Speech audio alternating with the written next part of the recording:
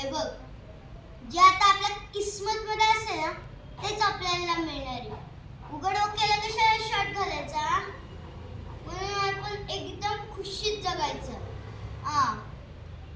ते रडणं बिडणं बाजूला ठेव, आपल्या समोर नाही चालत ते.